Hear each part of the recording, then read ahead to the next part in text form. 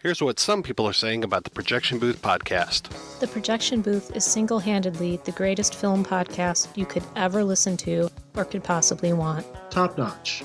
5 stars. This has quickly become one of my favorite film-related podcasts. Always interesting. A completely unpretentious yet fully comprehensive look at films from all genres. The Projection Booth podcast, with new episodes available every week at projectionboothpodcast.com.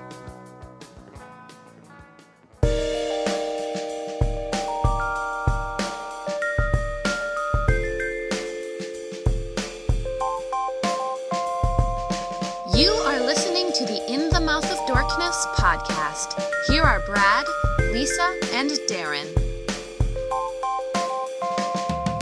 Welcome to another edition of the HOMEWORKcast podcast. With me is Lisa Gullickson, wife dork. Hello.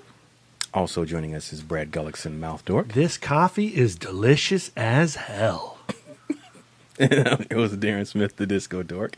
And welcome to the HOMEWORKcast podcast, HOMEWORKcast. Yay! Yep. And this episode, my homework assignment is David Fincher's Zodiac. This actually completes my month of homework. I had Magic Mike Double XL. I had Babette's Feast, and now my final assignment is Zodiac. A weird thing about Babette's Feast, just to follow up of that episode, was I was like saying like we watched it as a family like all the time, and my sister listened to that episode. Hi, Treese. Hey. And she's like, I've never watched that movie. And then I was just like, and I was like, okay, that's weird. Well, maybe we watched it after she went to college. Really? And then I went to my dad, and I was like, Dad, you'll never guess. We just did an ItMod episode about Babette's Feast. And he's like, what's that? What? So now You always talked about this film as if it was like the three amigos of your family. I know. So now I have to check with my mom to see, like, because where else would I have discovered this film? You know? I have distinct memories of sitting with Mom and Dad and John and watching Babette's Feast. You loco. I know. Your That's mind is really betraying you. weird. Huh. Some kind of brainwashing Honestly, situation? that is like crazy information to me. I know. Think how I feel. Like, I have to rethink my whole childhood. I have no idea what the fuck happened. I have to think my Your whole family- relationship with you. You know, your family's actually pod people. That's not your real family, Lisa. Red pill or blue pill? Oh, no. Red pill? I can't remember. I don't want to get out of the Matrix. It's nice. Ignorance is bliss. So, why did you choose Zodiac? Because Zodiac is one of my all-time favorite films. You said it's David Fincher's best film, right? I think it's David Fincher's best film. It's Yep. certainly my favorite David Fincher movie. To give myself a little bit of an out there, Darren, in case right. you challenge it later. Gotcha. But last week was the 10th anniversary of this film. It came out in 2007. Damn. I wrote an article celebrating that fact for Film School Rejects. Yep. I've been living this movie for the last couple of weeks. I love this film. I was kind of shocked because, I mean, I thought you were a David Fincher fan. Me too. But maybe not. I don't know. And so I was surprised that when you admitted to me during our Kong Skull Island pre-dinner that you had never seen this movie before. Yeah. And I thought, well, that's just not cool. We got to correct that. Yeah, so upon watching, or what I would come to discover, rewatching this film, is I had in fact seen some of it, but not all of it. But that was fine. But that was fine because it had been I'm so far removed from it that it was mainly like seeing it for the first time. There were moments in the film where I knew what was coming next. It was weird. It's like I felt like I hadn't seen it. Was this one of your Afghanistan movies? No, 2007. No, 2007. Yeah. No. I was there 5 and 6. No, this wasn't. But I will say this. I enjoyed this. I enjoyed the watch. So back in was it 19? It was. There's so many dates in this film. Well, the film starts off in 1969 in Vallejo, yes, California, and so that's with the couple, the boy and the girl. Okay, which is technically the second, supposed murder of the Zodiac killer. Right. Because what's so interesting about this film is David Fincher only recreated murder scenes in which there was a living witness. So he opens the film with that sequence because the boyfriend survives and he's yeah. able to give some kind of recount of what went down. Right. And knowing that now, it gives an interesting angle because you have films that are based on true events and based on a true story, and they'll have scenes and scenarios and instances play out where someone dies or something happens, and you go, well, how could anyone possibly have known? The Perfect Storm is an example of that, where everybody on that boat died, but we have 2 hours where they're just making shit up. Right. And so with Zodiac, you don't have that. So, it's about the Zodiac killer, the infamous Zodiac killer in San Francisco back in their 60s and 70s. And there's a cartoonist who works for a paper played by Jake Gyllenhaal. There is another reporter who works at that paper played by Robert Downey Jr. And then there's a police officer played by Mark Ruffalo. And all 3 of these characters, these are the 3 main characters of the film, and each of them are tied to the investigation of the Zodiac killer in their own way. And the film really chronicles a huge span of time in which there are many failed attempts to track this guy down, put a face to the sketch, and basically bring him to justice and catch him. But the whole time, he's mocking the authorities, he's mocking the public, he's telling people, it seems as though he wants attention. He's writing letters and sending them to the newspaper, the police, and individuals within a police department or the paper. So he's very much like a showman as far as, bragging about what he's going to do, what he's done, what he's going to do. And it just chronicles how this case takes its toll on these 3 individuals. And that's pretty much it. It doesn't look at, it's not so much so an examination on who this Zodiac killer is. Let's try to get into the mind of this killer, find out why he's doing these things. It's really not told from that perspective or from his perspective. It's really, it's the Zodiac killer is part of the backdrop of where these killings took place, when they took place, and how just he affects these 3 main characters in the film.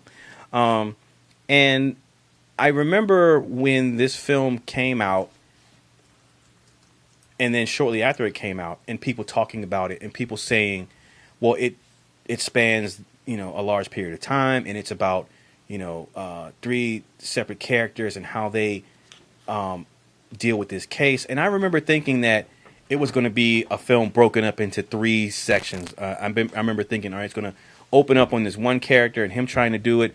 Time is going to pass, and then it'll be like another character, and he comes along with the case, upon the case, and he tries to figure it out, and then it's going to go to another character later on, and how he tries to deal with the case. It sort of does that. It sort of does, but not in a way that I way back when initially thought.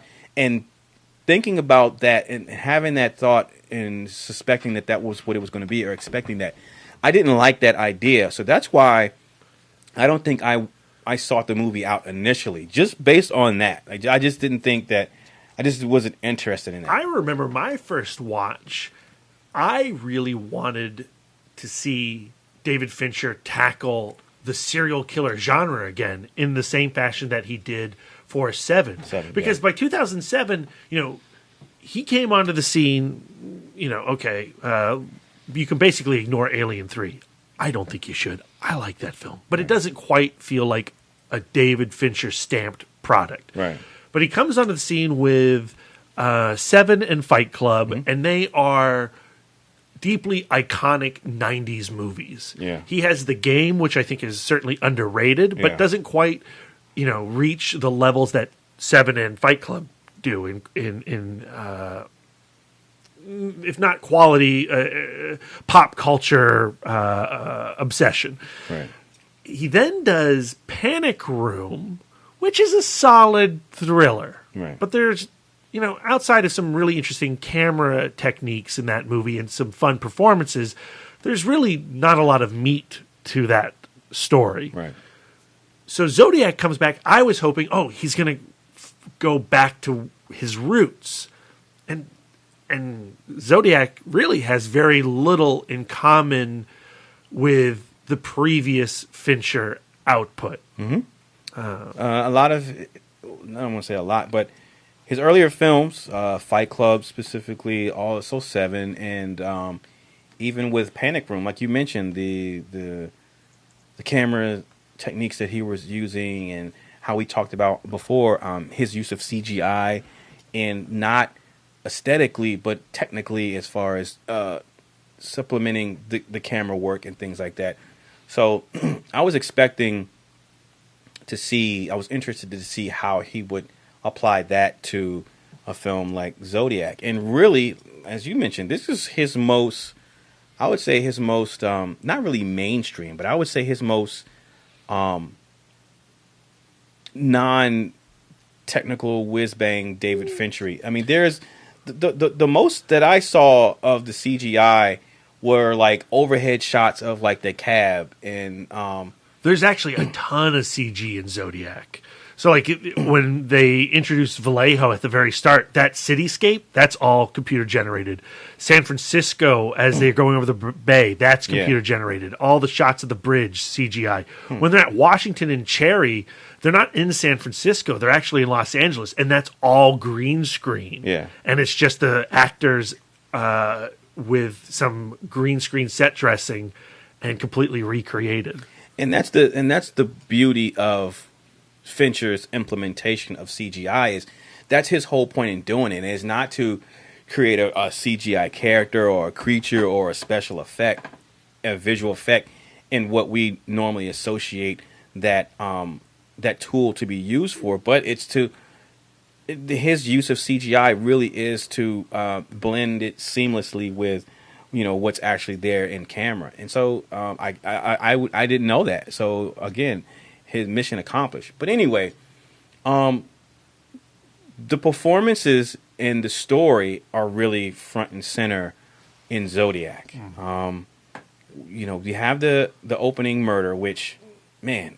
So I would start with the opening murder, but I want to touch upon the violence in the film, springboarding off of that opening murder. So there was this couple, the young couple who were, they were at where you go park your car and make out or what have you. And, the Zodiac killer pulls up in a vehicle behind them, cuts his lights off. He's playing Donovan's hurdy-gurdy man. It's a creepy-ass rock folk tune. Yeah. He pulls up behind him, cuts his lights off, and then he cuts his car back on and he drives away. And then he turns around and comes back. He steps out of the vehicle, walks around to the passenger side, and he shoots in the car. So he shoots the guy, shoots the kid, and he shoots the girl. And the way that is shot, and you see the gunshot, the bullet go into the kid's. Did it go into his head? It goes face. In his neck or his cheek first. Yeah, and then he shoots the girl who's in the driver's seat. She puts her hands up. She catches the bullet in the palm of her hand, and a particular plot point happens firstly here, in that the young man doesn't die, but the girl does, and this would be repeated in several of the other murders and attempted murders that happen in the cases that happen in the film. But Fincher shoots the killings really up close and brutal and sudden, cold and matter of fact. Yeah, there's another gentleman who is a cab driver, and the Zodiac killer happens to be in the back seat, and they pull up to a stoplight. The camera's in the front seat facing the driver and into the back seat. The Zodiac killer puts the pistol behind the gentleman's head, and he shoots him point blank, and you see the bullet exit the front of the guy's face. There's another scene where there's a couple at a lake, and they're having a picnic. The girl is laying on top of the guy, and they're just talking. This scene was really creepy and effective just by the way that it was shot in the dialogue, just how they staged it. So the gentleman's laying on his back, and the girl's laying on his chest, and their feet are facing the lake. You see the lake. The camera's up by the gentleman's head, so you see the top of his head. He's looking up. She's on his chest, looking towards the camera, which is looking past us. And the camera stays there, and she says, I think someone else is here. And the guy doesn't bother to turn around and look. He's just going by what's being said by his girlfriend. So she goes, I think someone's here. And then they cut, and you see this gentleman, in the distance, like approaching. But he's so far away that you can't make out who he is. And then they cut back to her, and the guy's probably like, he'll probably just go away or whatever.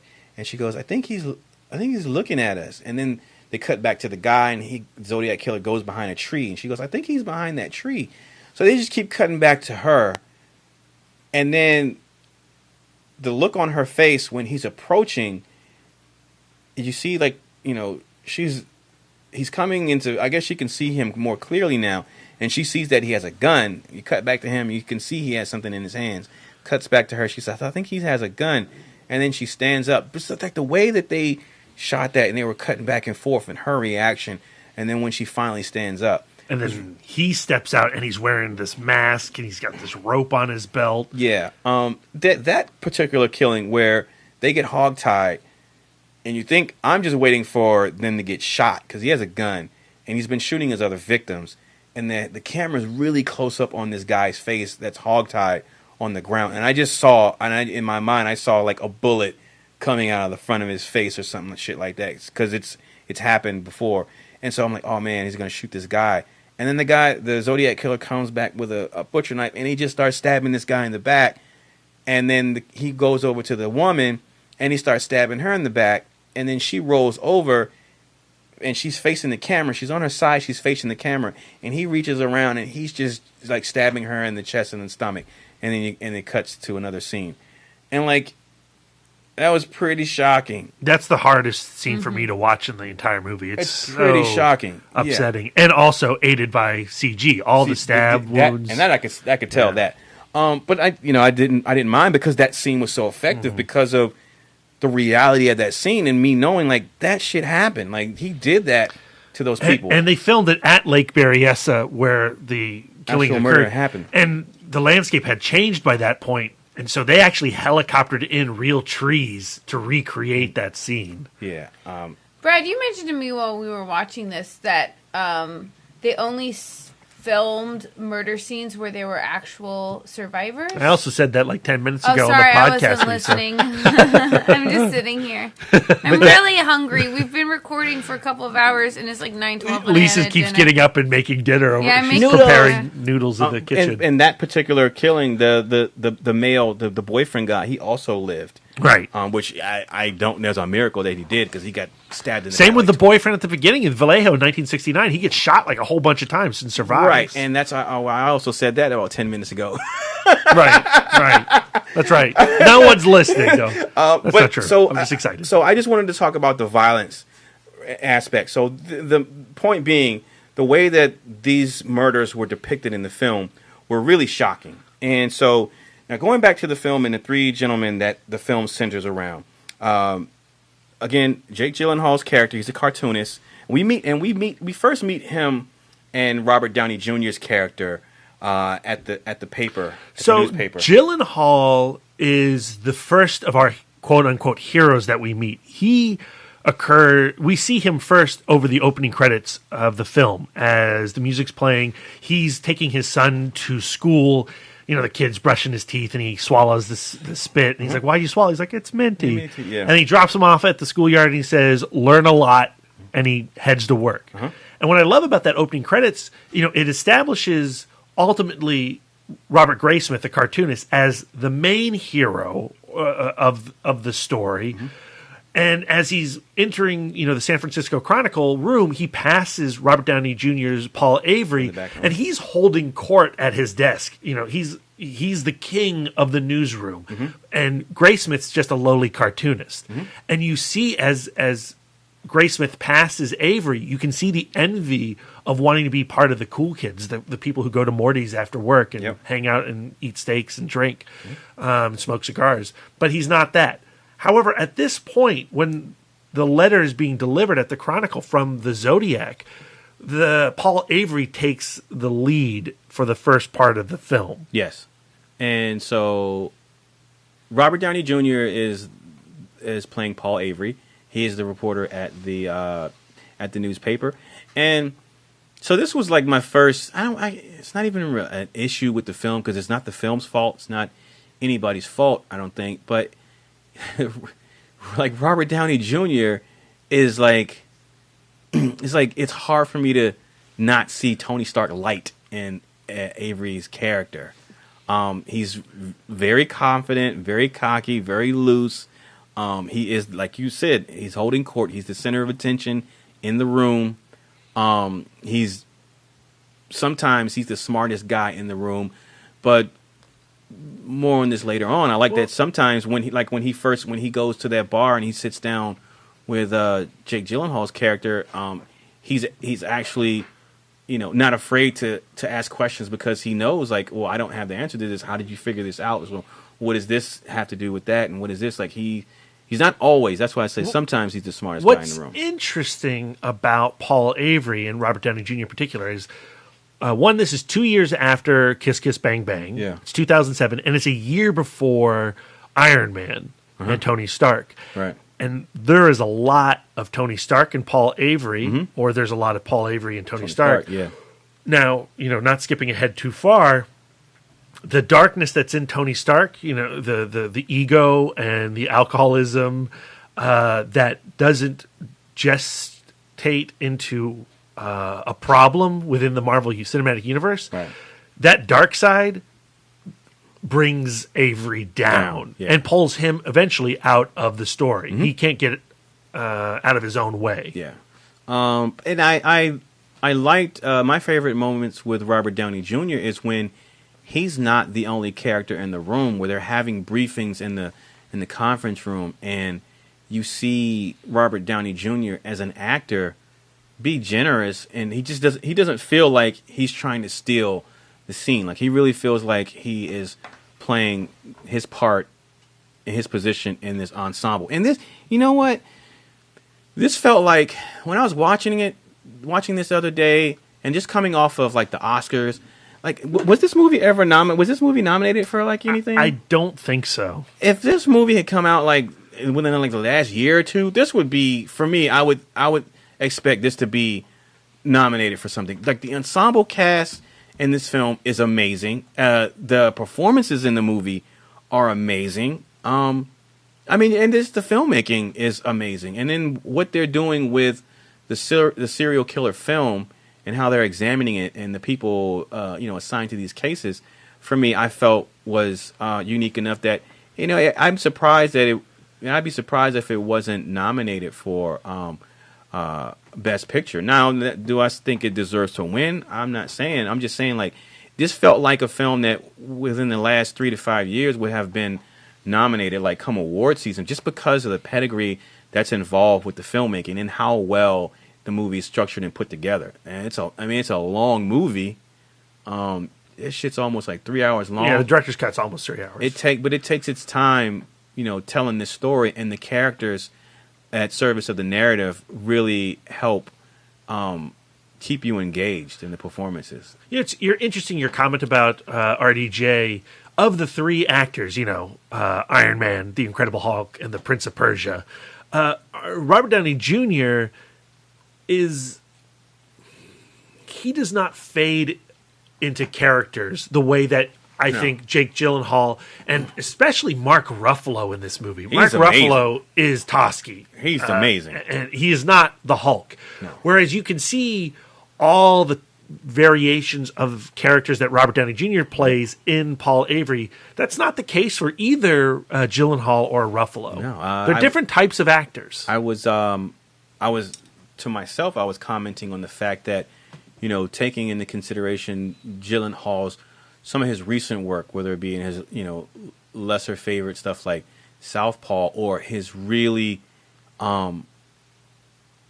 strong character work in something like Nightcrawler, and then looking at his character in this film, again, like Mark Ruffalo, like you just commented, he does slip into this role. This is not an identifiable, familiar character to me, this person that he's playing. So I really felt like, I'm being presented with what this guy must have been like, this character must have actually been like. Same thing with Mark Ruffalo. But again, with Robert Downey Jr., for whatever reason, I just felt like, man, it was hard for me to separate I can see I could see Robert Downey Jr. I saw Robert Downey Jr. as opposed to the character he was supposed to be playing. But again, and not to say that Robert Downey Jr. wasn't giving a good performance or anything like that. It's just that he has become so distinctive in this particular type of performance that it's kind of hard to separate it from the familiar. Sure.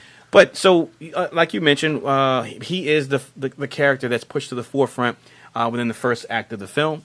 And so you had not really warned me. You had mentioned this prior to, like, when you gave me the film, in that, you know, it's really a procedural in how they went about trying to put together this case to bring this guy down, to catch this guy. Or how that case never could come together. A lot of the movies about their inability, the bureaucracy yeah, exactly. Yeah, different jurisdictions and, you know, different information that is obtained by different jurisdictions, and how, you know, they try or sometimes don't try to cross-pollinate that information to help each other out, and how sometimes they do try to help each other out. But still, regardless of that, you know, how the structure of not just the justice system, but the operating procedure for carrying out these duties and bringing about justice, the rules that you have to follow, how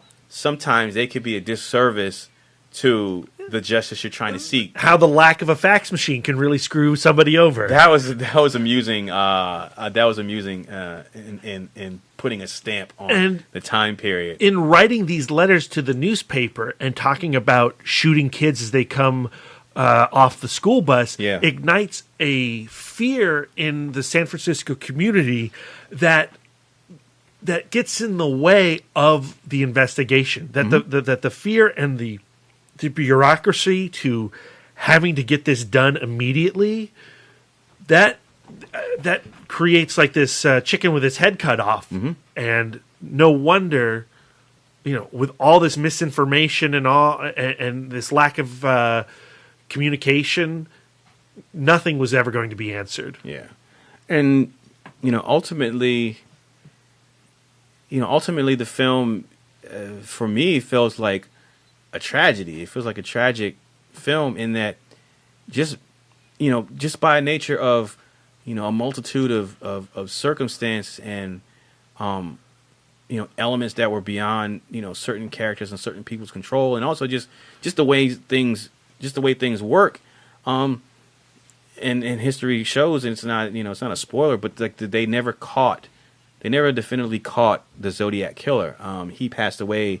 Well, maybe we don't even know that. So the guy that they suspected, which is John Carroll Lynch, by the way, who plays the guy who may or may not have been the Zodiac killer. So when he shows up, I'm like, oh shit.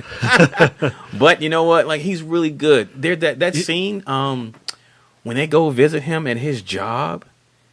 And Elias Koteas is there, and Donald Logue. Oh man, and is Donald Logue there? Yeah, and Mark Ruffalo. Yeah, Mark Ruffalo. Yeah.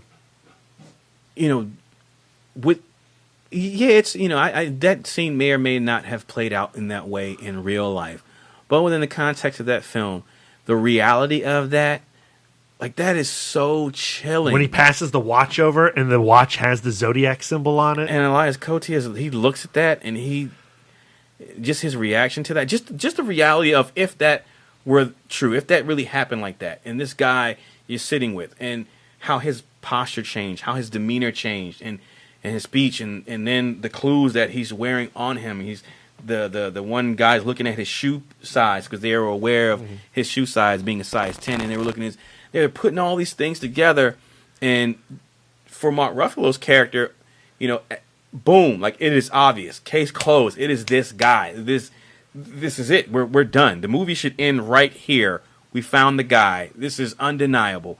But then you got like another hour and a half, 2 hours, because it doesn't work like that. And all that circumstantial stuff never amounts to anything. They go to his trailer. They can't find anything in that trailer that links him to any of these crimes. And that's so crazy. In that, why not? With everything else that you have. And at the end, there's even that little postscript where it says, like, DNA evidence doesn't match to this guy. Yeah. So it's, Yeah. And so, circumstantial evidence. Like it's just crazy to think that, yes, the DNA might not have matched the handwriting, because that was a big sticking point in the film.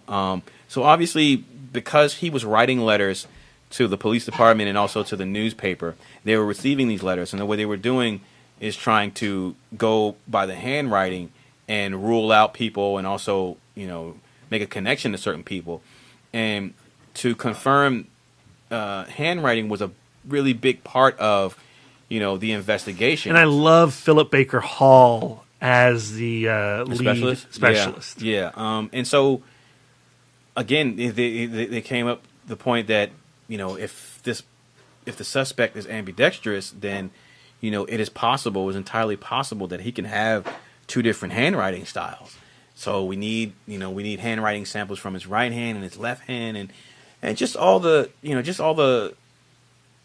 like the steps you had to go to even try to get that. But then like when it doesn't pan out, when it don't match up, and it's so frustrating, because you have on one hand you have so many pieces of evidence that point in the direction and say, okay, it's this person, but then one or two things can just make that house of cards just come tumbling down, and you have nothing. So for me, the film is less about finding the Zodiac and about the obsession to find the Zodiac, and how that obsession destroys each man in some way. Really, like more than three people. I mean, even Anthony Edwards and as Toschi's partner, because Avery can never pin it down. Drugs and alcohol eventually turn him into the patron of a houseboat, the lowest form of humanity. You're living on a houseboat. And, for Gyllenhaal, he can't give it up. He goes from cartoonist to obsessive. And over the course of this film, over the decades of this film, he, finds new love in Chloe's, Sevigny? Yeah, Sevigny. Has an entire relationship with her, marriage with her, kids with her, and divorces her because what originally attracted her to him is this obsession, but ultimately it's crushing, it's all consuming. He can't give it up, and he sacrifices family and love for trying to find the answer. And at the end of this film, when he walks into Ace Hardware to stare down Arthur Lee Allen, does he get that answer? I think he does, because he said that at that moment when she's asking him, like, why are you doing this, that one before he walked out, he said, I just have to look him in his face. I just have to know who did it. And with all the evidence that he acquired, he is so crazy, because this guy who is not a reporter, this guy who's not a part of the police department, he's not an investigative reporter, he's not a homicide detective, he's not a detective at all, has no background in that. He's a cartoonist, yet he is able to amass more evidence and more clues than any of the people that are shown in the film. Now, whether or not these clues were actual true, or this was just things that he was just picking up because of his mania. I mean, the actual Graysmith wrote 2 true crime novels about his investigation into it. And I mean, at the end of those books, he comes closest to believing that Arthur Lee Allen is the Zodiac killer. Right. So she asks him, like, why? And he says, well, I just have to look him in the face. I have to know who did it. I have to see him. I have to look him in the face. And that, to me, what I took away from that last scene, when he walks into that hardware store and Lee looks at him, Lee's reaction to him made me feel like, okay, you just cemented it. Yeah, like it's you. I think that's where Graysmith comes down, and I feel like that's also where the movie comes down. Yeah, and I feel like when Lee gives him that look, like, oh shit, he knows. And fuck it, okay, now what? I think that's when Graysmith felt like, I was right. Okay, that's all I needed. I needed to look him in the face, and I just looked the killer in the face. Now, whether or not anyone will believe me or I can do anything about it is neither here nor there, but that's not why. I said I need to look the killer in the face, and I felt like based on his response to me, I felt like I just looked him in the face, and that was it. Was it worth it? Like, you wonder how does he feel about his life at that point? But the crazy part is, like, doesn't matter. Not that it doesn't matter, but the crazy part is because of how he's presented as a character in the film, I feel like he felt like it was worth it. Whatever, because you got to think all the stuff that for all those years, and all the stuff that he'd gone through. Yeah, I don't know. I don't know if the film necessarily says he believes it was worth it. I think you get to the end and the answer is it doesn't matter. That's what he did. Yeah.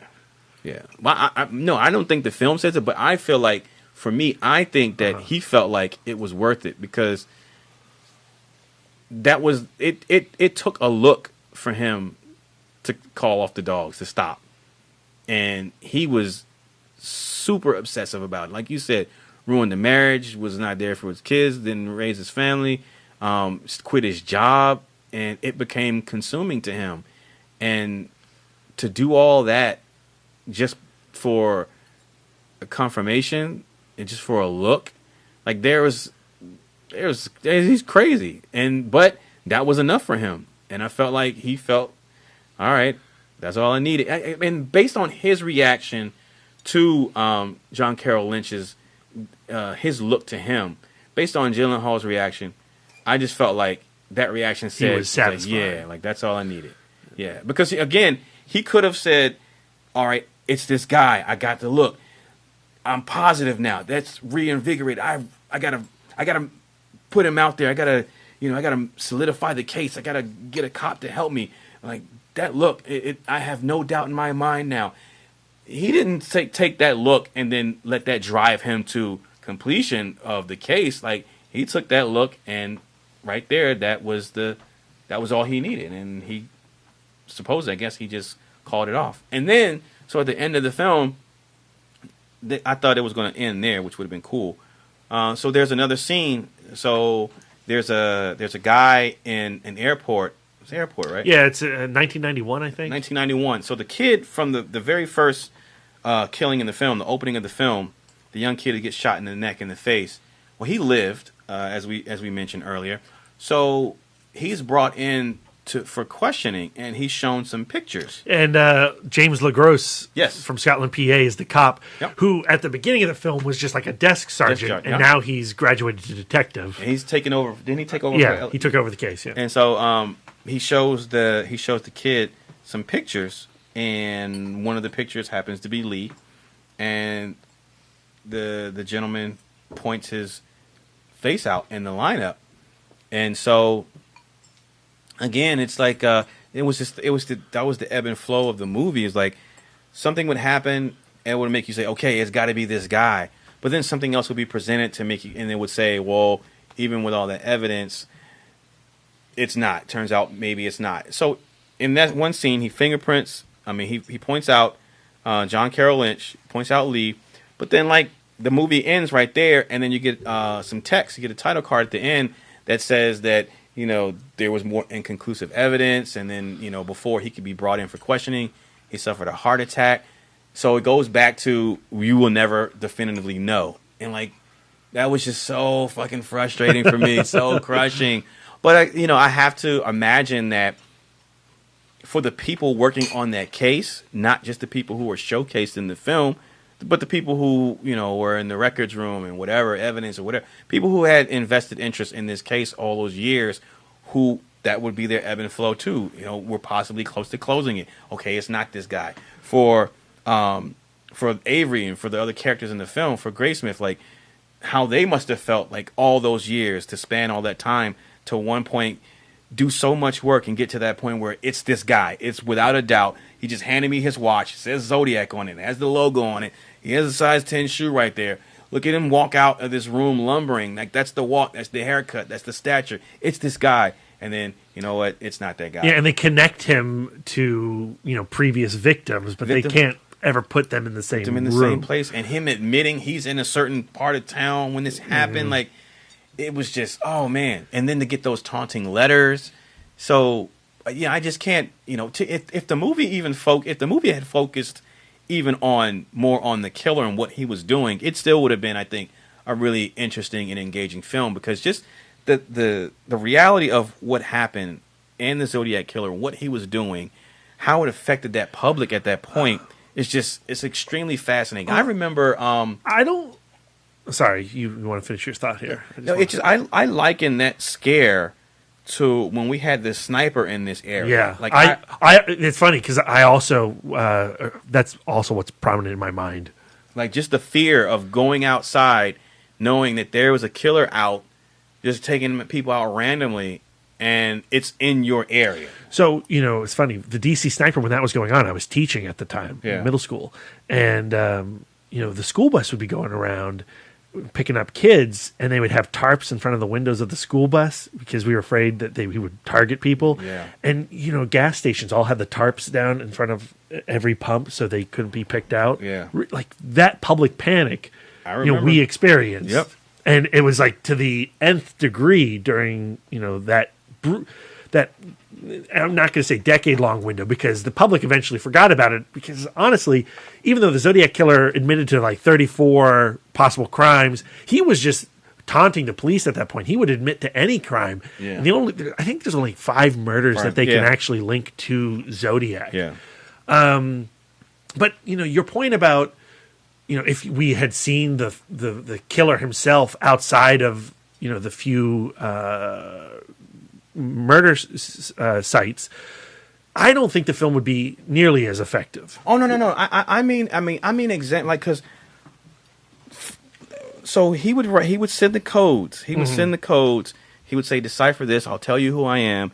And then he would write the letter saying, like, I have to take these lives because I'm going to be, in paradise, and now I need these people for my slaves. And then, then you fast forward and you don't hear anything from him. And then, like, just his reasonings for doing things was just so bizarre. Like, none of it, as seen in the film, when they try to put together these clues and the evidence that's presented to them, none of it made for like a clear cut. Like you said, like Robert Downey Jr. said, you can't compare this guy to someone else because on one hand you have him doing this, but why with these other victims did he do that? Like he's switching up his pattern. It's just so fascinating in that like you said, like he would do things, look for attention, want to be in the paper, and then he would just fade. He just fade away because the public stopped giving a shit. So it was just, or he was in jail at that time, possibly in jail at that time. So it was just real fascinating to me. I'm not saying like it would be a better movie. I'm saying for me, I think it would still be interesting because. Well, you want to know the answers. No. I don't want to know the answers. I just think his thought process and who that person was. Because I'm real big fan of psychology. Sure. I'm really into psych. So that's just fascinating to me. Just how erratic he was, and for as far as his motivations, potential motivations, and why he was doing the things he was doing. So even if they had just shown him or from his perspective, I personally would have still been interested. I'm not saying it would be a better movie. I'm just saying there were some interesting things there with that person, with what was his name? Arthur Lee Allen. With Arthur Lee Allen as a person, like there's if just some really, if that's him, there's just some really interesting and strange psychology going on there that for me personally, I'd just be interested into reading, like if people sat down with him, psychiatrists, notes or whatever. There's actually like a documentary you can watch on YouTube right now about people who knew Arthur Lee Allen. And I think it's called "This Is the Zodiac Speaking" or something along those lines. But for me, what I am drawn to in Zodiac is this idea of the 3 men, right? Paul Avery, Toschi, and Graysmith, and how the first 2 they take the case as far as they possibly can, and for different reasons bow out. Avery's cracking. Right. Toschi, after just facing one brick wall after the other, he chooses to move on. And also, he's forced to move on because as a police officer, he's been given cases. So as the trail for the Zodiac disappears, he has other jobs to do. Right. And, he can't be Graysmith. He has a wife, and he chooses his wife. Yeah. That's more important to him in a lot of aspects.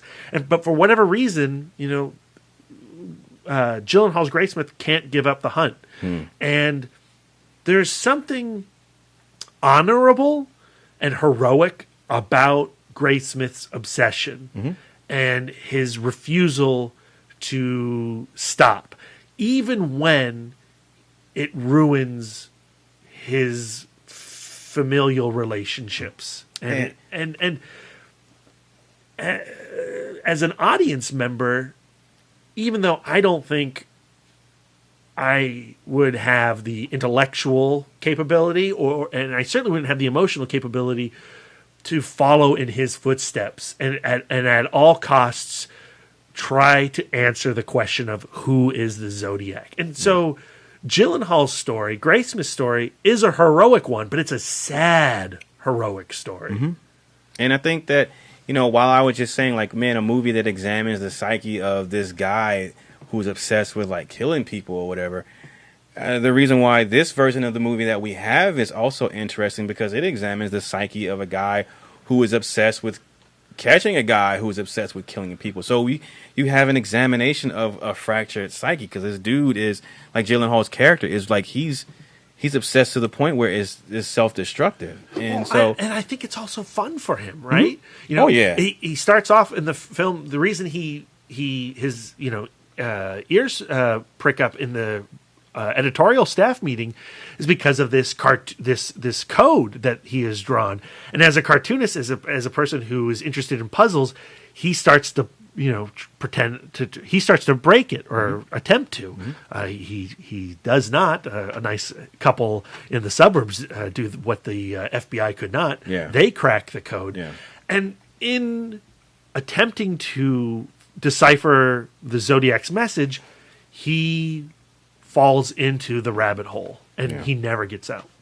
So what are some of your, as far as David Fincher as a director and what he would be known for today for, his style and being an auteur, like what are some of your things and what are some of the things that you gravitate toward in Zodiac? Zodiac is a turning point for David Fincher.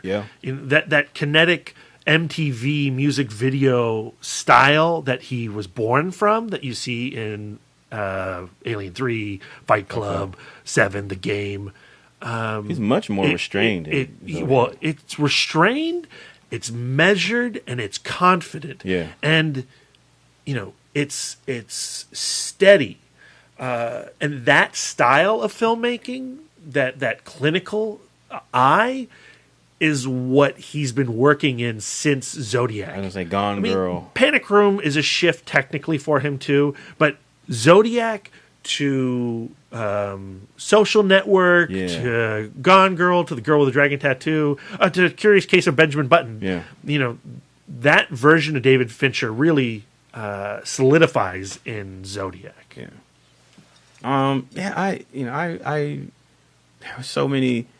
There were so many good performances in the film. There were so many good chilling moments. So, with a movie that showcases a serial killer, I wasn't expected to be chilled or frightened or scared.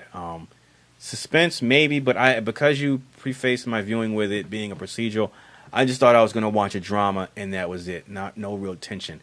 Man, when that woman is driving the car, he stops her and says, "Hey, your wheel is loose.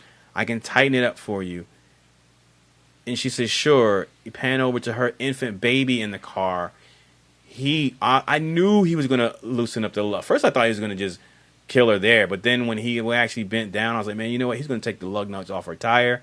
She's going to drive. Her wheel's going to pop off. He's going to come get her. And that's what happened. But he pulls up and says, "Hey, I can give you a ride to the next service station." So she's reluctantly, all right. She gets in the car. She's got her baby with her. And he says, when she gets in the car, he goes, "Oh, I didn't know you had a baby with you." And she goes, "Is that a problem?" And he's like, "No, the more the merrier." And then they drive off, right? So she's in the passenger seat, and they pass a gas station, and she goes, we just passed the gas station." And he goes, "Oh, it was closed." And then so she's just looking. You can tell she feels like uneasy. And he says, "Before I kill you, I'm going to throw your baby out of the window." Man, when he said that shit, so off-putting and creepy to me. Like, it was so horrifying. Like, that was scary. That was so scary. You know, thinking about, again, like, this really happened to a woman, and what that must be like to be in that situation, to hear that. What does she do? Yeah. Oh my gosh! So she dives out of the car with her baby, right? Yeah, and she then jumps. She jumps out of the car with her baby, tosses her baby into the bush in case he came back, so he couldn't find the baby or hurt the baby. But luckily, she flags down several vehicles who help her out. And that's Ione Skye from Say Anything. Oh wow! Yeah, wow. And you know, that's another aspect of Zodiac as a film fan that I love so much. I call it like a quilt movie where every, you know, stitch is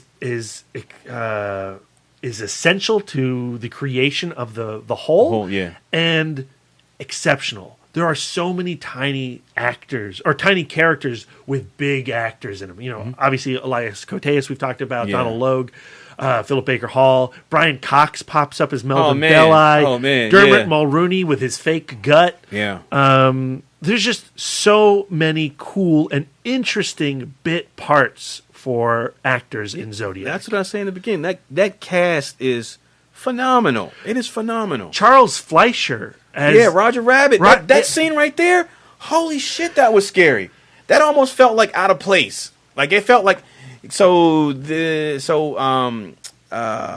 blanking on his name. Graysmith he gets a lead. He goes to this house, and a guy who was making posters for a theater that showed The Most Dangerous Game, which they suspected the Zodiac Killer was obsessed with.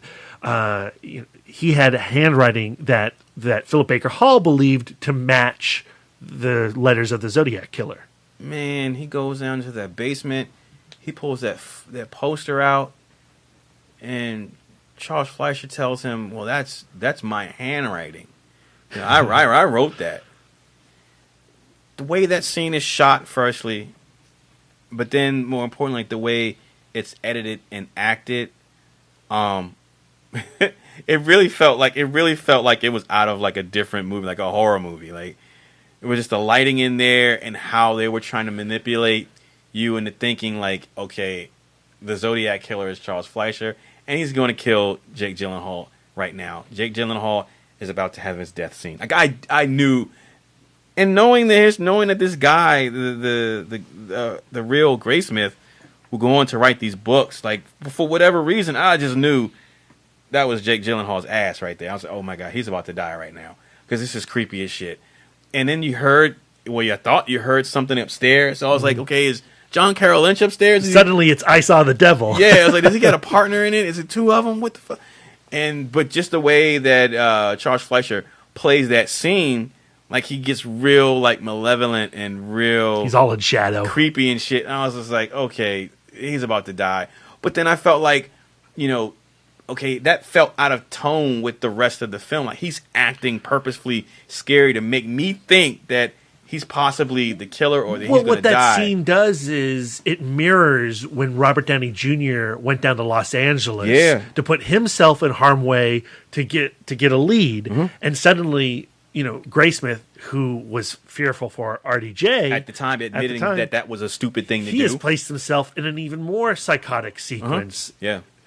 And again, like you said, it just shows, you know, that's just character growth. Right? It just shows that he's gotten to that point where, you know, he's putting himself, you know, in, he's making bad choices. His mania and obsession is going so far that he's potentially going to get himself killed. And you know, I really appreciate it. Again, that scene just, because it got really freaking horror movie-y. Sure. It just felt like out of tone with the rest of the film. But again, I appreciate it because for what it says about that character, first and foremost. But then just the way that it was shot was just like expertly shot. Like, that was really, again, watching a procedural about the Zodiac, not expecting to be scared. Like, that type of fear that I had for that character is what when we talk about like horror movies on the podcast, and I say, man, I haven't seen a good horror movie in years. Movies just don't scare me. Like that's what I want. That type of fear for a character from the main character or whatever. Like that's what I want from horror films. But we just don't get that. For me personally, I don't get that nowadays. But I got it from this movie that's not a horror movie, and like I really appreciated that. Yeah, speaking of like the small bit parts, I was like, oh shit, Roger Rabbit, yay! But yeah, again, this cast is just amazing, and all the performances are top notch. Anthony Edwards, we talked about a little bit earlier, who plays Mark Ruffalo's partner, one of his first partner, is amazing in the film. Again, the only thing that kind of like really threw me off, or I grew tired of, and I kind of maybe understood why, was just like every other scene was a date and time stamp. Like, and it just, and again, I know they do it to show just how long these things would take place. But I mean, there would be a scene where it would say July 11th, 1957. And then like the next scene will be another date. And then the next scene will be like another date. I'm like, shit, I can't keep up with this shit. Well, what I like is when that starts to fade away, because it's really heavy in the first half of the film. Yeah. The way Fincher then montages past time, where you see the building of the Trans-American Pyramid in San Francisco, and that entire skyscraper was built while they were not solving any cases. And I thought that was a really interesting and very Fincherian. Is that a word? Fincherian. It is now. of the film. Yeah. But again, I appreciate it.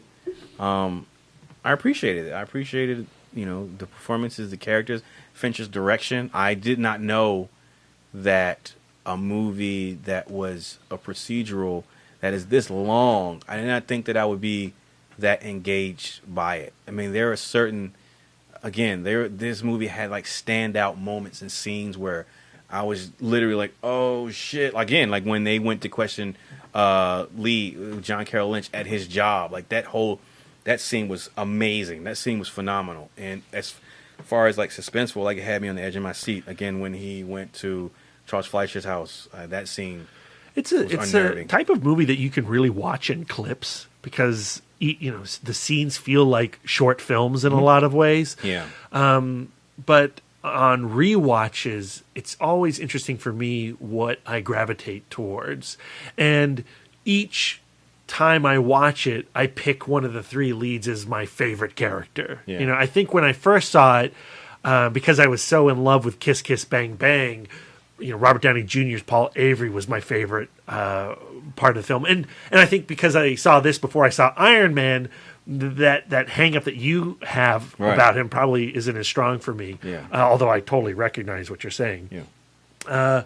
And then, my subsequent watches, Robert Graysmith became my focal hero. Yeah. But now Ruffalo. It's all about Ruffalo and Edwards. Mark Ruffalo is amazing in the film. His accent, his like prop acting that he does throughout the course of the animal film. Crackers. Yeah, his wig, or not his wig, but his hairstyle. His clothing. Sideburns. He's so Ruffalo, but so not Ruffalo. Yeah. He's really good in the film.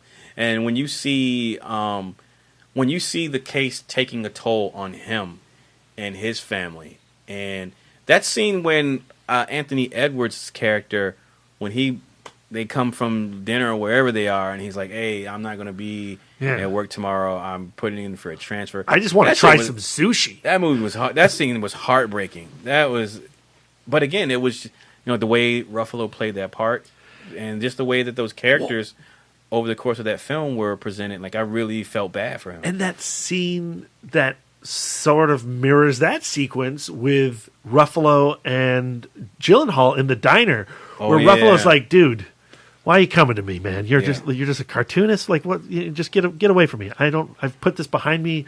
They've made movies based on the Zodiac killer. Yeah. It's an old story. It's done. Nobody cares." Yeah. And that scene was heartbreaking too. In that, Jake Gyllenhaal's presenting all this evidence. He's putting this stuff together. He said, "Okay, let me lay it out for you." Boom, boom, boom, boom, boom. And Mark Ruffalo goes, "Oh shit!" But then ultimately he gets up and is like, Good luck. I'm done, man. I'm like, damn, man. How about that scene at the theater, where they're watching Dirty Harry and Ruffalo has to get up and he can't take it. Yeah. And again, within the context of the film, knowing that, this really happened, I'm just thinking like what that must have been like for the real guy. I love Dirty Harry. It's one of my favorite movies. Yeah.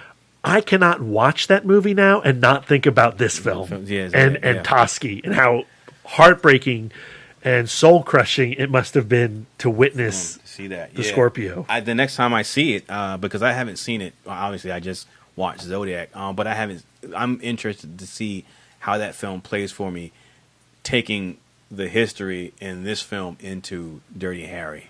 Because as soon as that popped up on the screen, I go, oh shit, oh yeah. Huh. Wow. And then we see the gentleman in the audience and they go, damn, like I never knew that they were there and got to see that movie. I never imagined or never considered that the people who are involved in that case saw this movie and what that must have been like for them. But again, Zodiac presents that for you, and it's really crushing. So yeah, I enjoyed Zodiac. All right. So you know what that means. We're at the end of your month. You've had a really weird month. You've seen Magic Mike Double XL from Brian, Babette's Feast, the Criterion Classic from Lisa, and David Fincher's Zodiac fresh in your mind. Which one? Rank them. Do you see a lot of lawbreakers out there? All right. So I'm going to rank them. Man, this is hard. Because it's between Babette's Feast and Magic Mike Double XL as the best. You know what? Before Darren answers, I do want to say I think this is my favorite month of homework, like that I've been a party to. I've really enjoyed watching all three of these movies. I did too. That's why it's so hard. So do I I'm conflicted. Do I base it off of which movie would I rewatch again, or do I base it off of how I felt or my viewing experience while watching I can't it? tell how you you felt. Okay, and your viewing experience. All right, in that case, I would say no. I don't want him to answer. I would say approach it intellectually, Darren. You've seen them all. You've now discussed them all. Take our conversations into account as well. Yeah. You've reevaluated these movies after our podcast episodes. Shit. I'm gonna put the Jeopardy theme song on here. The first, I would put Babette's Feast number one. Yeah. Because that movie surprised me. It was slow for me to get engaged to it, but once Babette was introduced, I found myself engaged with that character and thus the rest of the film in a way that, when the opening credits starts, I didn't see myself being engaged with. And then when that third act happens, and how that third act is structured is really just the preparation of that feast, but how the preparation of that feast is character work for Babette. It's showing who she is, who she used to be, who she still is, and who she is inside, and what she likes to do, and how she can bring happiness to other people, and then how those first two acts and those two stories that were set up, how they come together in that third act, and how Babette affects those storylines and ties them together, and then ultimately that reveal of her act of kindness and what she did with that money, that pushes it over the edge, because it would be a toss up between that and Zodiac. But how that made me feel, again, like I said, I'm a sucker for acts of kindness and generosity. But I was already a fan of her and the last act of that film. It could have just went off right there. But when they had that reveal, it cinched it for me. And so thinking back on that movie and what that film progressed and became, and how it made me feel, like that warms my heart. So I have that to go back to. Zodiac's number 2 in that. I'm almost sad. That circumvented my expectations in that I thought that I was going to be watching like this tedious slog through a procedural that's going to span multiple characters and generations or multiple years or whatever. But what I found was David Fincher, for me, it was a discovery of, another aspect of David Fincher that I had not really considered. And, as a filmmaker, as a film, a lot of elements have to come together. The casting, the script, the director, the production, technical aspects of it, all have to come together to make a great film. But what stood out for me the most watching Zodiac, and it's something, again, that I never really thought about, was that, I'm a fan of David Fincher, but I never think like, oh, he's a great director. I think he's a good director. He makes good films. He makes films that I like. He makes some films that I really don't dig on. But what Zodiac showed me was, this is a director who has the ability to make a movie about procedure and the procedural investigation of, the Zodiac killer, and make it engaging by surrounding that investigation with a tremendous cast, and then by directing tremendous performances from them and structuring it in a way that I wasn't expecting, and ultimately telling a satisfying story that in reality has an unsatisfying ending. But the film, for me, had a very satisfying. I loved the way that film ended. I loved the implications of it in the context of the reality of the situation and how it's still an open case. So when it went off, I was like, fuck, they just didn't catch this motherfucker. But at the end, I was like, but you know what? I like the way that movie ended. It was pretty cool. And so all those things combined, and just the level of what you talked about, Brad, and how Fincher has evolved, where we're at now with him as a director, and Zodiac being a turning point in his style and his confidence and his ability as a director. I recognize that in the film, and because of that, I take into the filmmaking aspects of Zodiac in addition to my experience watching it, and so that's why I make that one my number 2. Now, Magic Mike being XXL being number 3. When Brian eventually listens to this, I hope he doesn't take that as a loss, because it wasn't easy for me to make that number 3. I struggled.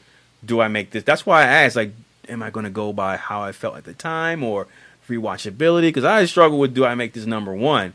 Because as another surprise, again, if you've listened to the podcast, I was reluctant to seek out any of the Magic Mike films, both of them. And, I was reluctant to watch it as my homework. And if you've listened to the review cast, you would know that I was pleasantly surprised. I was surprised by what the film presented structurally, narratively, as opposed to my expectations of the film. And I, again, to compare it to Babette's Feast, the last act of that film, that performance section was not what I was expecting. It was amazing. It blew me away. That mirror double performance pushed that movie over the top for me. I loved the movie. I really liked it. But at that point, when they had that performance in their mirror, that shit was amazing. So I really ended up having fun with Magic Mike XXL. And as far as rewatchability, before I rewatch Babette's Feast or Zodiac, I would probably rewatch Magic Mike XXL. And that's the God honest truth. Because it's a fun movie. It's a fun movie. Zodiac's not fun. It's a extremely well crafted film, well directed, expertly directed, amazingly acted film. Very measured in its pacing, and I appreciate its structure. But it's not a fun movie. Babette's Feast is a very heartbreaking, is a touching film. It's a very good film with characters, and a specific character that I really love, and a character moment that genuinely speaks to me as a person. But I wouldn't say that's a fun movie either. But Magic Mike, while I can't relate to the stripper life, not necessarily, I that's a fun movie. Like if I'm looking for something to watch and I'm in a good mood, a happy mood, I might throw Magic Mike XXL on before I throw on Zodiac or Babette's Feast. And now you can watch it in 4K. Oh my gosh. I would see the sweat actually coming from the pores. Yeah.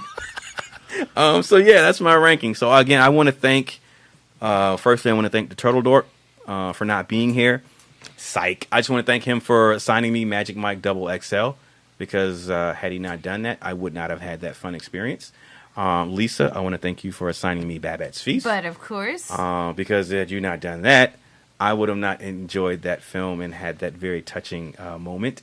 And Brad, I would like to thank you for assigning me Zodiac. You're welcome. Because without that, I would have this gaping hole in my David Fincher filmography, and I would not have had the experience of watching a damn near 3-hour police procedural that is also highly entertaining and engaging and engrossing. So thank you. So next we have It Mod Film Club. Oh, shickety. Now, we're not going to record it next week because you are about to have a torrent of content from ItMod as we travel to Winchester, Virginia, to the Alamo Drafthouse for Lost Weekend 7. Yes. 23 movies in 4 days. And each day we're going to record our usual episode. Plus, we're going to try to throw in a lot more extra content on our YouTube page and our Facebook page, some video stuff. We really want to do something special for the 7th Lost Weekend. Thanks again, Andy. And we are sponsors on a film. Yeah. An advanced screening of Women Who Kill. Yes. So It's about podcasters. Yay. So get excited about that. Please. Prepare, delete a lot of memory from your iPhone because you're going to need it for all our podcast episodes. You can go ahead and save up your laundry or your jogging or you can do a cross-country drive. And then Go places. Live your dreams. That's what we're all about. Babette's Feast. after this weekend, hopefully we've also survived another snowpocalypse, maybe. We will. That happened yesterday. We shall. We got Comic-Con to go to. And we will do ItMod Film Club. I'm guessing you have, 2 weeks, right? Yeah. 2 weeks to watch Old Boy, Yes. Park Chan-wook classic. The original. And it'll take you 2 weeks to process it. Yeah. There's shit goes down in Old Boy. That's going to be a really interesting and fun conversation, I think. So watch that film, tweet at us using the hashtag #ItModFilmClub. Yep. Then, after that episode, it's Brian's turn for homework. He's not sitting here right now. But if you listen to the fistful, you kind of know what's coming. Well, here's my question. Brian's not listening to this episode. Who's giving him homework next? I technically do. So Lisa's Okay, giving that's him? fine, yeah. Do you know what you're going to give him? You could reveal it right now. Let me see. I have a list of potentials. Does it have spiders in it? Ooh, Oh, I'm dude, not mean. you should I'm do very, Kingdom of the Spiders starring William Shatner. I'm very sympathetic to having those kinds of. Do it. I mean, this. I don't think this is a Brian movie. Well, at all. That's the point. Let's process it. He's not listening. We know he doesn't But that's listen the when he's point. not If It's here. not a Brian movie. That's the Okay, point. this is super not a Brian movie, That's- and this is a movie that I would want Darren to watch, I'll do it. and I'm sure that you haven't watched it, but it's a musical. Mm-hmm. It's a rock and roll musical, and it is. I'll just say it's Hedwig and the Angry Inch. Yay! Yes. So, You don't think that's a Brian movie? I don't think that it's a Brian movie. Lisa, because this is gonna- it's on the fringes of Guess a lot what? of stuff. This is a homework for 3 dorks. 'Cause I've never seen it. Have you never seen it? We should all watch it. Yay. It's so good. I remember watching it. Shout out to my sister. Yay. I remember watching it at my sister's house in Michigan, sitting in the basement, Lisa, going, "What? This is blowing my mind right now." Did you really watch it? I have no idea. I can't. I don't know if I can trust you now. I think that I may have had memories. I'm going to have to implanted in ask my your brain. family about Three Amigos. You said that was a family film. Have they ever seen Three Amigos, Lisa? I don't even know if Three Amigos exists. All right, so we're going to do Old Boy, It Mod Film Club, Yeah. and then Brian's first homework movie, and our homework, Darren, will be Hedwig and the Angry Inch. All right, can you invite us over? Can we watch it together? Oh, that would be so fun. Yeah, let's do that. We haven't done an InMod homework together. No. That'd be so fun. Yeah. Let's do that. And then we can... And I can make cupcakes. Yes. Angry Inch cupcakes. Ooh, that's gross. All right. So we got a lot of stuff coming up. And then it'll be my turn to give Brian homework? Yeah, King Kong. Probably. Definitely. Oh, that's a spoiler for the Fistful. Check it out this Friday. So yeah, that's gonna do it for us. You can find Wife Dork at Sidewalk Siren on Twitter and on Instagram and on Letterboxd. You can find Brad Gullickson Mouth Dork at Mouth Dork on Twitter, Instagram, Facebook, Letterboxd, and Untapped. Brian William Young is at the Turtle Dork on Twitter, at the Turtle Dork 1 on Instagram, and Brian William Young on Facebook. And I am Darren Smith, the Disco Dork on Twitter, Instagram, Facebook, and Letterboxd. Thank you all for listening. Enjoy the rest of your week. Be on the lookout, as Mouth Dork said, for our upcoming onslaught of Lost Weekend 7 content. It's going to be amazing.